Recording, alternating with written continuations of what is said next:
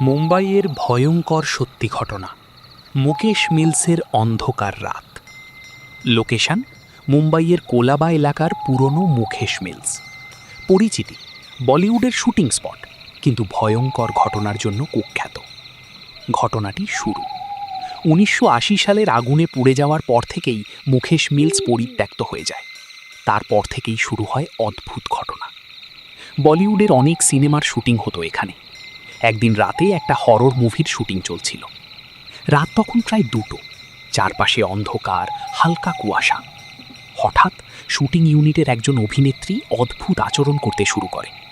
প্রথমে সবাই ভেবেছিল ও শুধু চরিত্রে ঢুকে গেছে, কিন্তু ধীরে ধীরে তার গলার আওয়াজ বদলে যায়। সে হঠাৎ করেই চিৎকার করে বলে, এখান থেকে সবাই চলে যাও, এটা আমাদের জায়গা। তার চোখ দুটো অস্বাভাবিকভাবে উল্টে যায়, শরীরটা কাঁপতে থাকে।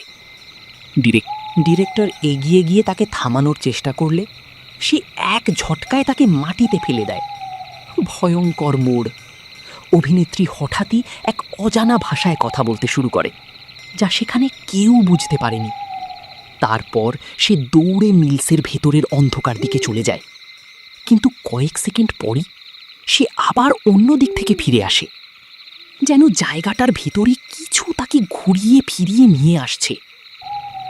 পরের দিন যা জানা গেল, পরদিন স্থানীয় লোকজন জানায় এই মিলসে আগুনে মারা যাওয়া শ্রমিকদের আত্মা এখনো ঘোরে। রাত 2টোর পর এখানে কেউ থাকলে ওরা রাগ করে। আরও জানা যায় অনেক শুটিং ইউনিটই রাতের পর এখানে কাজ বন্ধ করে দিয়েছে এই ঘটনার পর। বিনি সিদ্ধ। বর্তমানে অনেকেই বলে সূর্যাস্তের পর এখানে প্রবেশ করা বিপজ্জনক। নিরাপত্তারক্ষীরাও নাকি রাতে একা থাকে না।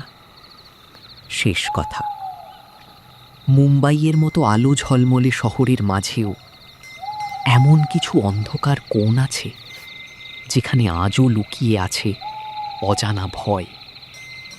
তুমি যদি কখনো মুকেশ মিলসের সামনে দাঁড়াও, তাহলে মনে রেখো, সব শব্দই মানুষের নয়।